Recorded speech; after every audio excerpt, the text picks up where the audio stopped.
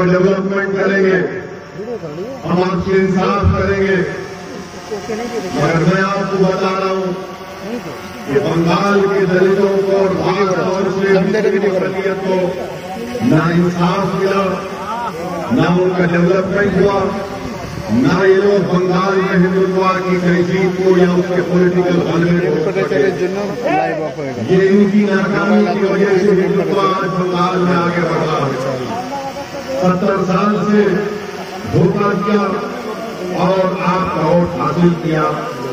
मेरे अजीज दोस्तों और बुजुर्गों, ममता बनर्जी क्या कहती है कि मैं मुसलमानों की प्रोटेक्टर हूं। ममता बनर्जी हर जगह कहती है, अभी इलेक्शन में नहीं बोल रही है। मगर हम ममता बनर्जी को बताना चाह रहे हैं, आप जरूर बंगाल के मुख्यमंत्री हैं, मगर हमारा प्रोटेक्टर तो सिर्फ अल्लाह ही रहेगा। आपके प्रोटेक्शन की जरूरत है। आपका काम यह है कि वैसे थे मुख्यमंत्री, आपने भारत के संविधान के ऊपर वोट लिया है और वोट जब आप देती है, चाहे आप हो या नरेंद्र मोदी हो, इनका काम यह है कि भारत की और बंगाल की जनता से इंसाफ करें। जो ना आप किया है और ना मोदी ने किया है, दोनों ने इंसाफ नहीं किया है, दोनों ने इंसाफ नहीं किया है। और चौथी बात ये कि ममता बनर्जी ने मेरे आने से पहले माशाअल्लाह मैं शुक्रिया अदा करता हूं मैडम चीफ मिनिस्टर का कि दूल्हे के आने से पहले उन्होंने दूल्हे के बारे में बात करना थी। हर जगह टीवी चैनल पर जलसे में बहुत अच्छा आप बोलिए जरूर, क्योंकि मुझे मालूम है कि आपके दिमाग में नसरुद्दीन ओवैसी आपको दर्द पहुंचा रहा है, इसलिए ममता बनर्जी बोल रही है।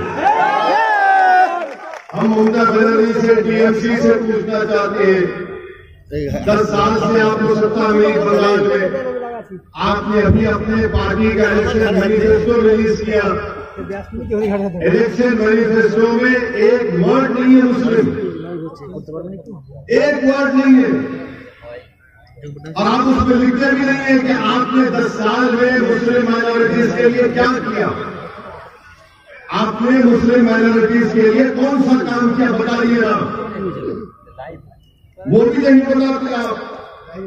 और फिर आप ये भी बोलते हैं कि मैं ममता बनर्जी ये भी कहती है कि मैं माइनॉरिटी की मिनिस्टर भी हूं, वो पोस्ट मेरे पास है।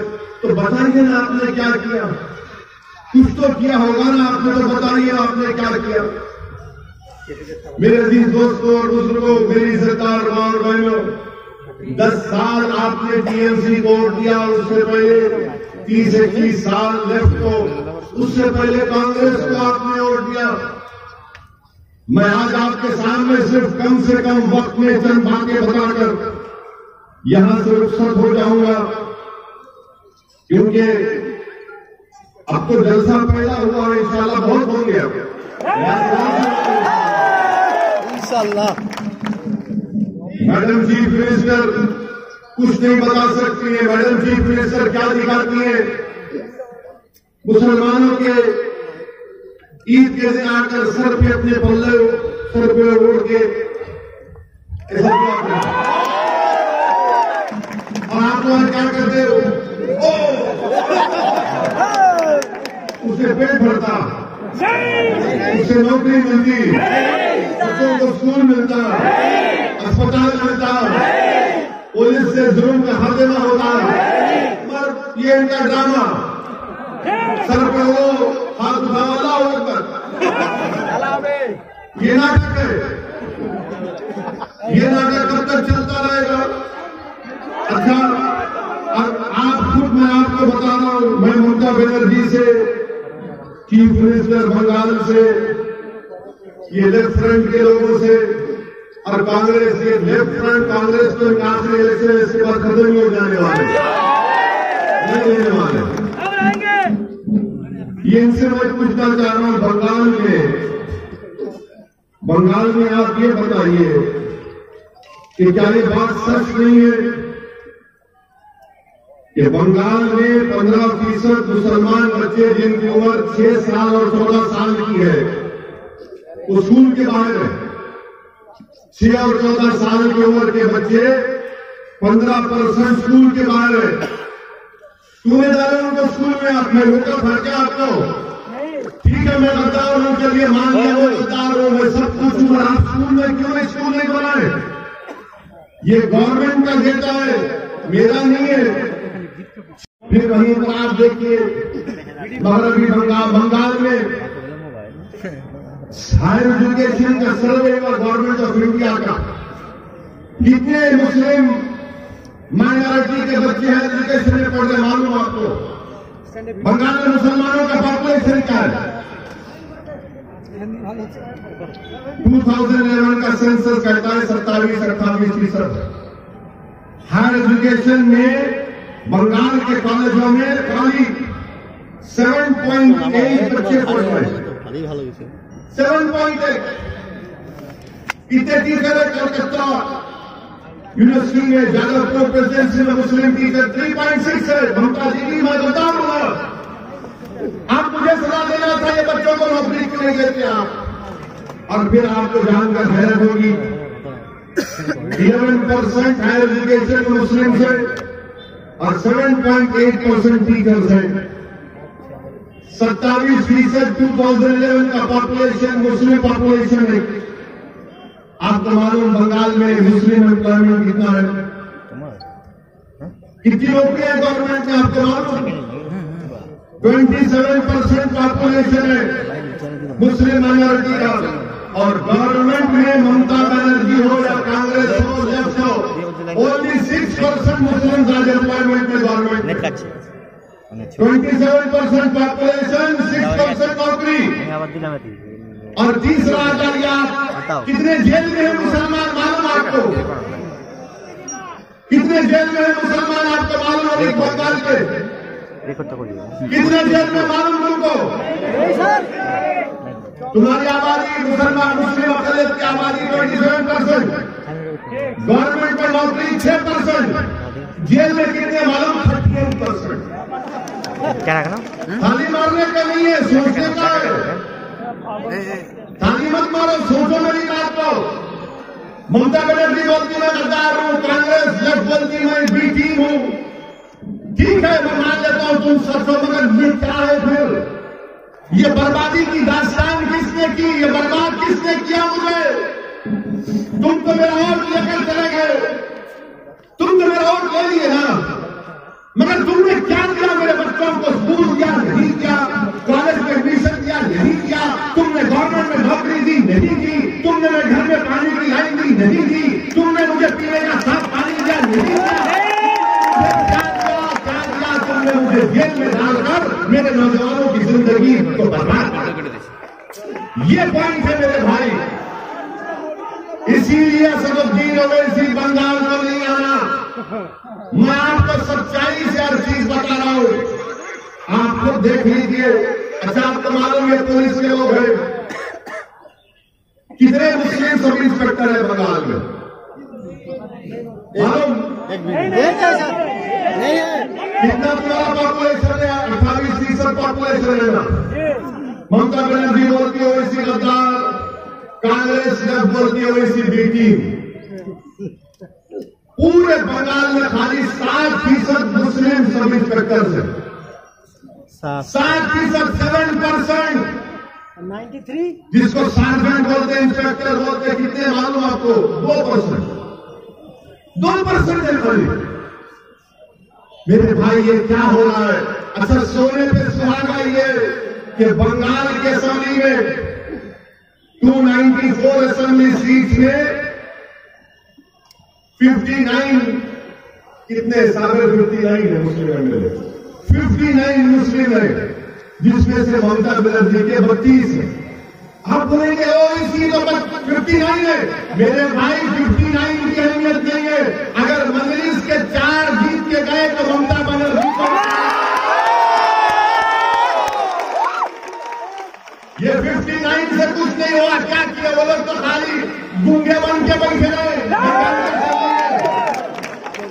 कुछ बोल नहीं सके, पूछे नहीं कि क्यों इस नाइंसाफी हो रही है। और फिर टीएमसी हमसे बोलती कि हम बता रहे, मैं ममता बनर्जी आपको याद दिला रहा हूं, यहां के जलसे से मैं ममता बनर्जी को याद दिला रहा हूं कि ममता बनर्जी, हमको नहीं मालूम था कि आपने सत्याग्रह किया। जो आपके बारे में किताब लिखे उसमें तो कहीं नहीं मिला कि आपने बांग्लादेश के लिए सत्याग्रह किया था। मगर मोदी जी बोल दिए, मगर मोदी जी अगर आपने बांग्लादेश के लिए सत्याग्रह किया तो मुर्शिदाबाद के बसने वाले मुस्लिम अकलियत को आप बांग्लादेशी क्यों बोलते हैं? बोलते हैं जी मंडी बोलते हैं, मगर बांग्लादेश को बनाने के लिए आपने सत्याग्रह किया तो हमको क्यों गाली दे रहे थे आप?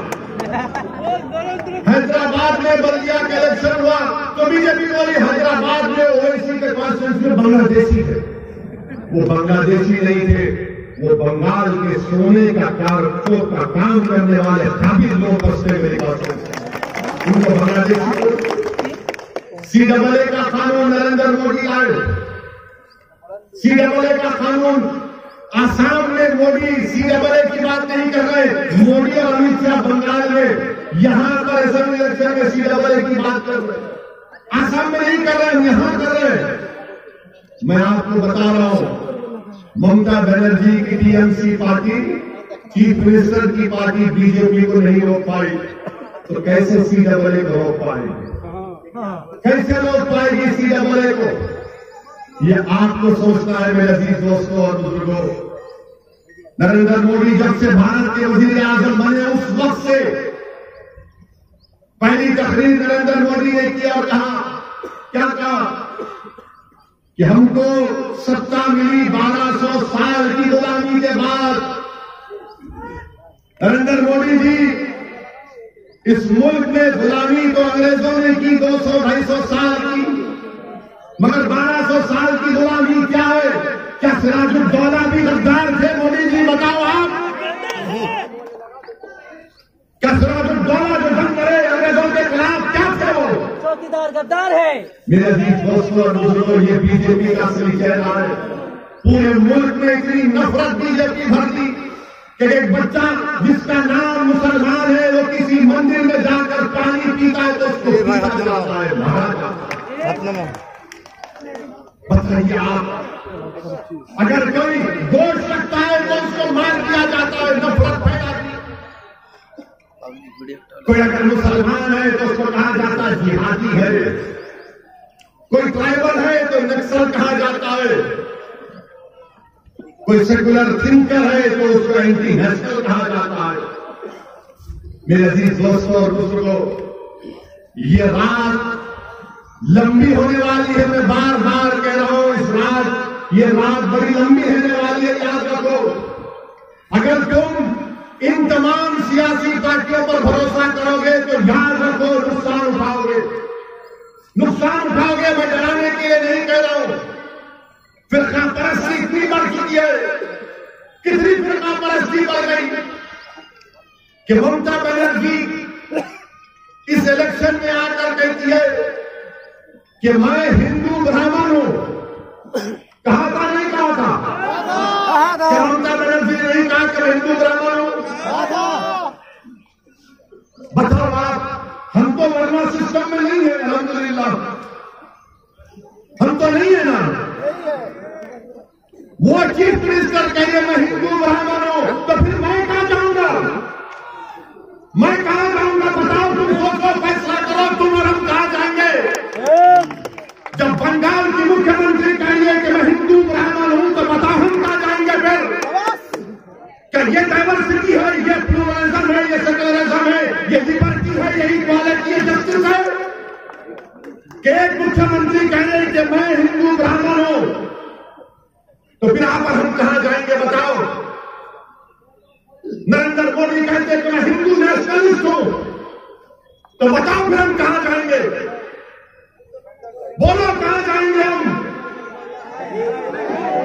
रहेंगे यही इंशाअल्लाह ताला, इज्जत के साथ रहेंगे, अपनी सियासी क़यादत को बनाएंगे, अपने वोट से अपने नुमाइंदों को कामयाब करेंगे, बंगाल में इंकलाब बर्पा करेंगे, बंगाल